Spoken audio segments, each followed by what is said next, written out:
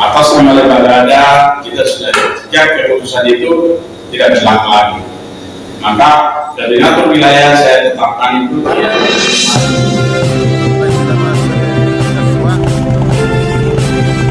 Penderitaan masyarakat. 2018 bulan Agustus itu sudah ditetapkan dan semua tanda tangan dihadiri oleh pemerintah dalam bentuk Polisi Papua, Kapolda, Panglima TNI, Kejaksaan, Pengadilan, dan juga sudah sahkan oleh Menteri Hukum aksinya. Dan saya ditetapkan Ketua LMA Tanah Papua. Jadi disahkan, maka tidak ada lagi berdiri sendiri. Itu sudah sah. Jadi ini saya keluarkan SK untuk koordinator wilayah Papua Barat dengan Papua Barat Daya, itu sudah sah sesuai dengan yang ada.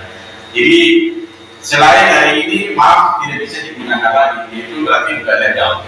Tidak ada lagi menggunakan atribut LMA, terus menggunakan stempel, semuanya dilarang kecuali yang saya percayakan pengurus koordinator wilayah.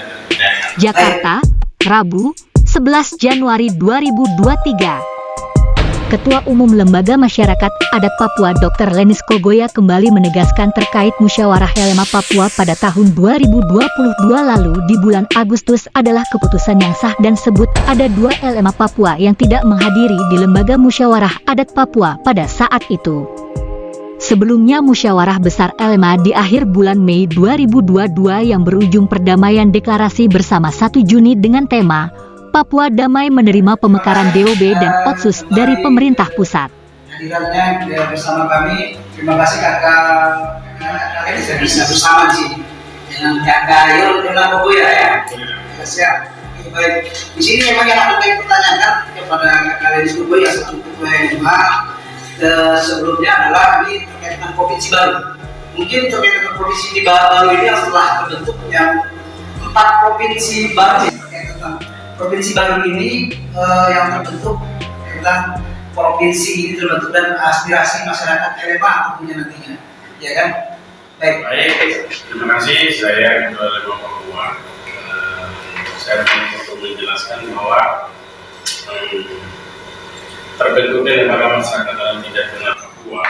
Iya, jadi kan tadinya 2 provinsi, menjadi sekarang tambah 3 provinsi, 4 provinsi, menjadi semuanya 6 provinsi. 6 provinsi, baik. Jadi sebelum pemekaran provinsi tersebut, Lembaga Masyarakat Adat Tanah Papua sudah dimusyawarah pada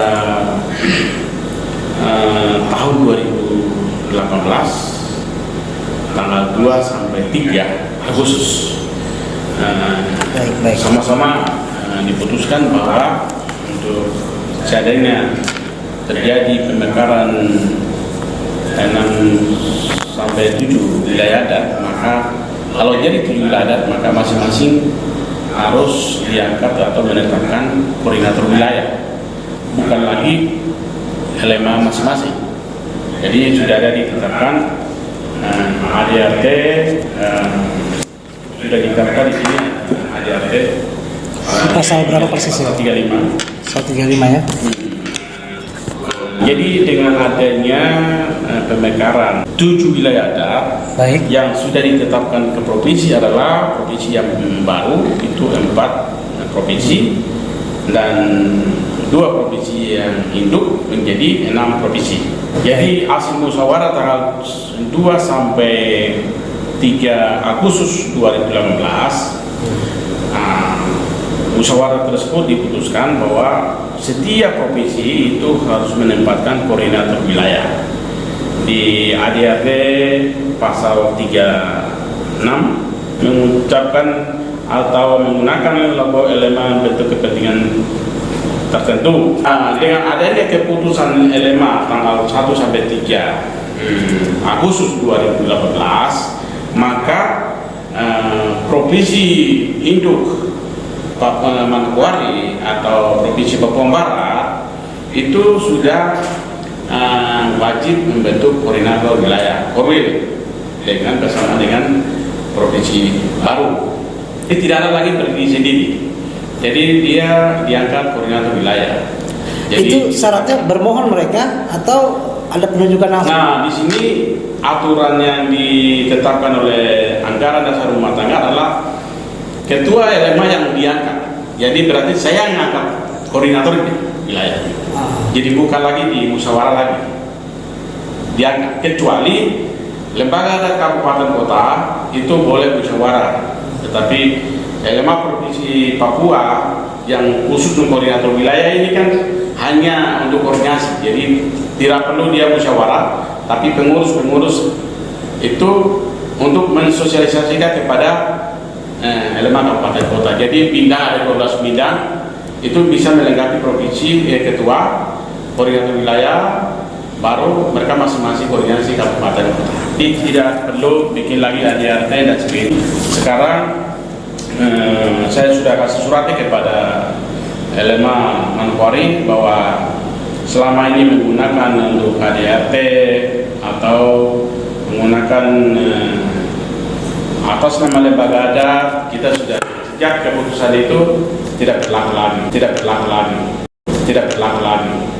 Maka koordinator wilayah saya tetapkan itu dianggap sudah sah dan harus lembaga adat Papua Barat harus bergabung dengan koordinator wilayah. Baik. Kalau terkait tentang legal standing LMA sendiri, mohon maaf saya masuk lebih dalam.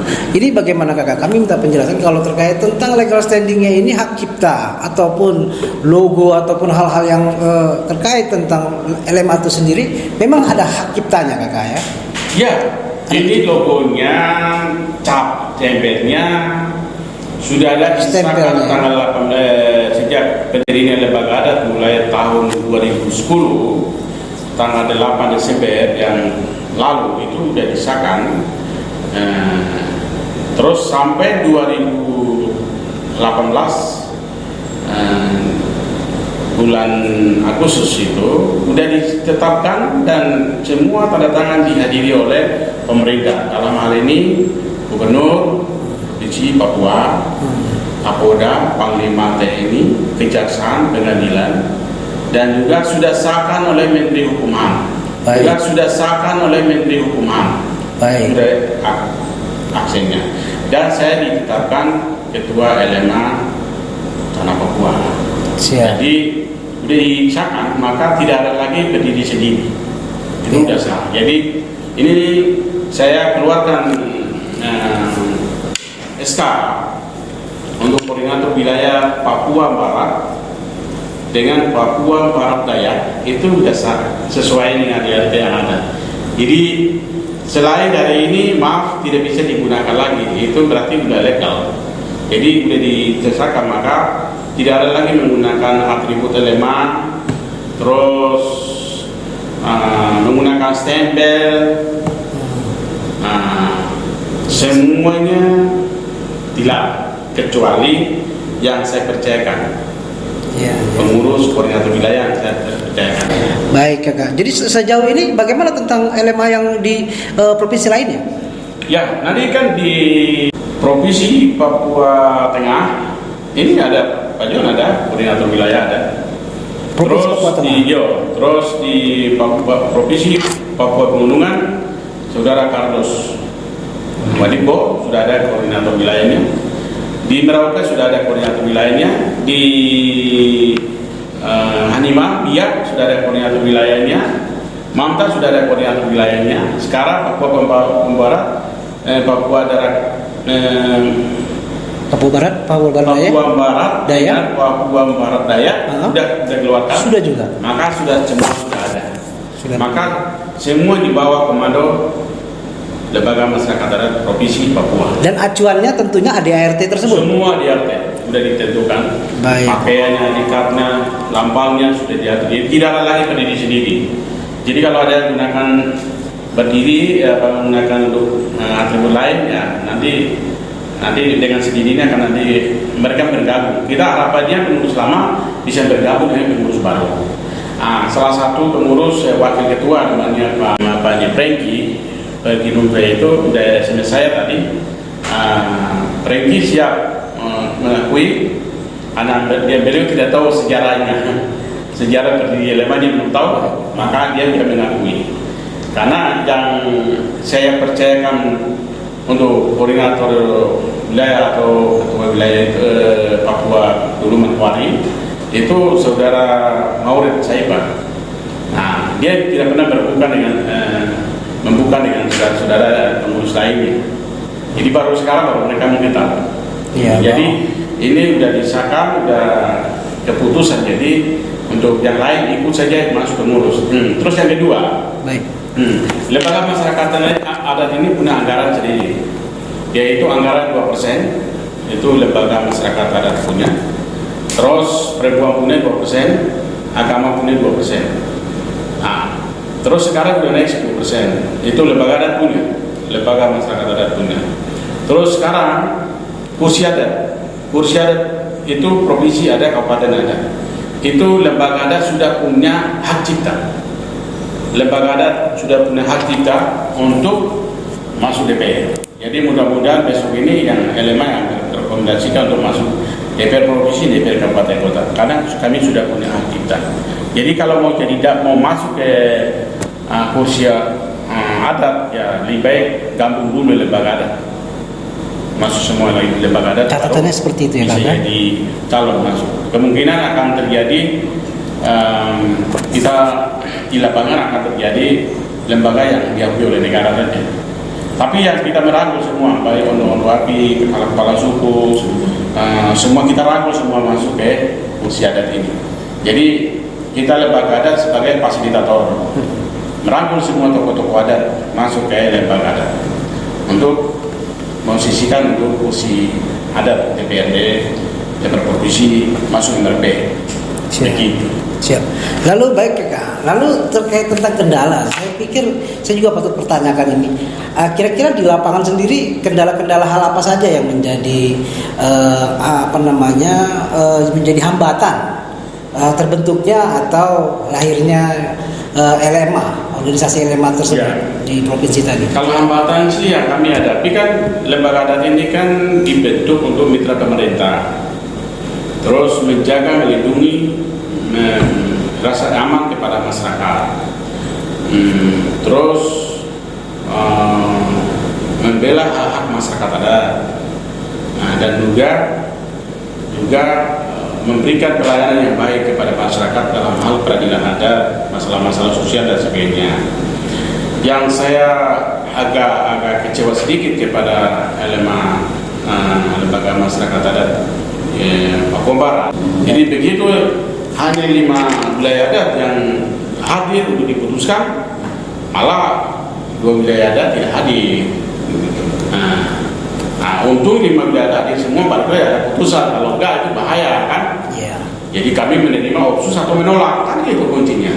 Jadi waktu kami 5 wilayah adat hadir, ya kami putuskan menerima opsus. Baik. 3 provinsi atau 4 provinsi baru. Kalau enggak gitu, ya memang Papua menolak terus. Jadi nggak ada selesai. Nah itulah fungsinya kehadiran lembaga adat sebagai mitra pemerintah. Harapan kami tidak punya kepentingan lembaga adat. Kepentingan apa? Kepentingan kami adalah bagaimana Papua itu damai sejahtera. Anak-anak kita bisa sekolah yang sukses, ekonomi juga berkembang, semua pengangguran masuk ke kerjaan, honorer semua bisa masuk ke kerjaan. Mereka sekarang ini aja MRP bisa dapat berapa kursi, semua provinsi masuk. Berapa kabupaten kota untuk DPR, kota DPR? Untuk kursi adat, OSUS, semua masuk kabupaten kota semua. Sekarang PNS, kita buka semua PNS, berapa ribu orang PNS yang diterima. Ini yang harapan kami lembaga adat supaya Papua itu bangkit dari kemiskinan. Jadi target kami adalah untuk bagaimana caranya Papua harus maju. Jadi kita lawan bukan manusia, tapi lawan untuk kemiskinan, kesejahteraan, ekonomi. Itu yang kita lawan. Baik. Betul. Berarti apapun resikonya lembaga adat itu harus betul-betul jadi mitra pemerintah untuk pengamanan dan sebagainya.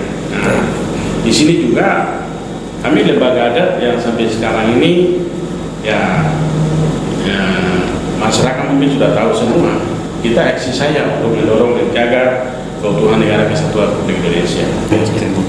Luar biasa. Terima kasih. Luar biasa. Siap. Ya. Cukup ya? Oke, baik. Terima kasih Kakak Lenis dan Kakak Yonat sampai di sini pertemuan kita malam ini. Sampai jumpa dan wah.